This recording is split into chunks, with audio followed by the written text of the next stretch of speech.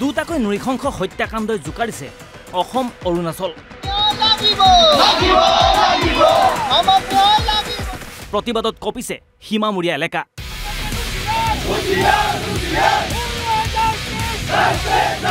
ন্যায্য প্ৰাপ্তিৰ দাবীৰে ওলাই আহিছে কেইবা শতাধিক লোক।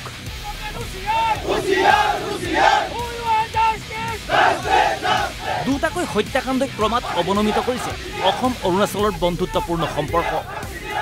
সীমান্তত এতিয়া বিৰাজমান চেপা উত্তেজনা। অৰুণাচলত দুৰ্বৃত্তৰ হাতত প্ৰাণ হেৰুওৱা দুই যুৱকৰ ন্যায়ৰ দাবীৰে ৰাজপথ কঁপাইছে সীমান্তৱৰ্তী অসমীয়াই। প্ৰতিবাদমুখৰ হৈ পৰিছে বিহালী, ধেমাজি, গহপুৰ, জোনাই, শোণিতপুৰ আৰু তিনিচুকীয়া।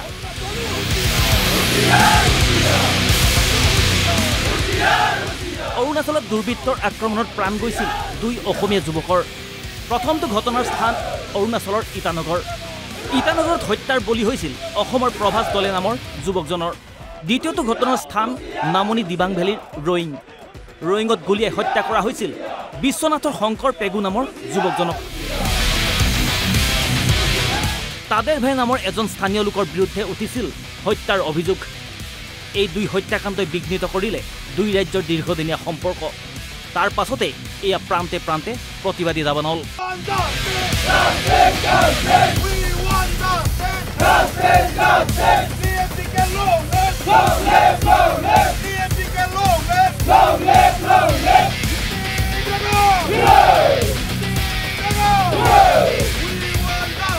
অৱনমিত হোৱা সীমান্ত পৰিস্থিতিলৈ চাই অনিৰ্দিষ্ট কাললৈ বন্ধ অসম অৰুণাচলৰ যাতায়াত। প্ৰতিবাদী জনতাৰ দাবী দোষীয়ে পাওক কঠোৰ শাস্তি।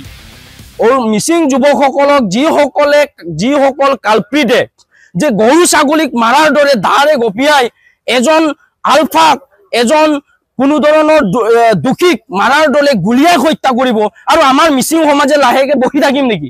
আমি প্ৰশ্ন কৰিব বিচাৰিছো। সেইবাবে আমি অনিৰ্দিষ্ট কাললৈ অৰুণাচলৰ লোকসকলক বা অৰুণাচল চৰকাৰক আমি দাবী জনাবৰ কাৰণে এই ৰুট ব্লেকেট কাৰ্যসূচী আমি ৰূপায়ণ কৰিছো।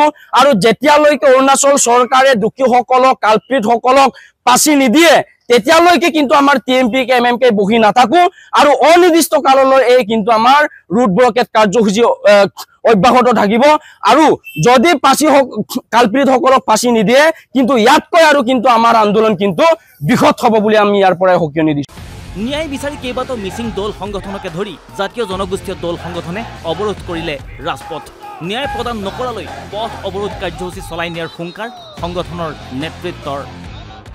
শীঘ্ৰে হত্যাকাৰী ফাঁচি হ'ব লাগিব।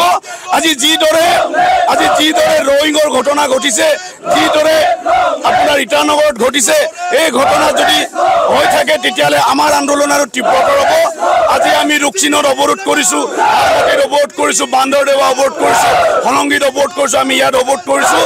আৰু যি দিনলৈকে ইয়াৰ উচিত ন্যায় নহ'ব TMPK আৰু মিচিং ৰেগাম আৰু অসমৰ জনগণে এই হত্যাৰ বিৰুদ্ধে গৈ এটা অনিৰ্দিষ্টকালীন এই বন্ধ আমি যি কাৰ্যসূচী লৈছোঁ এই বন্ধ চলি থাকিব। কামৰ সন্ধানতে হওক বা অন্য কোনো কাৰণতেই হওক চুবুৰীয়া ৰাজ্যলৈ যোৱা প্ৰতিগৰাকী অসমীয়াৰ সুৰক্ষা সুনিশ্চিত কৰিব লাগিব চৰকাৰে।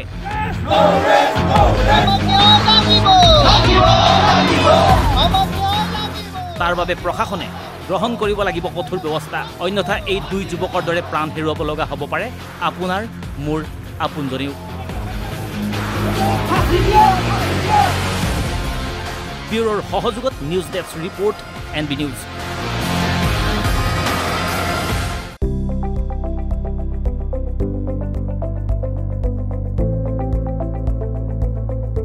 NB নিউজ, সহজ সৰল ভাষাত নৱভাৰতৰ কথা।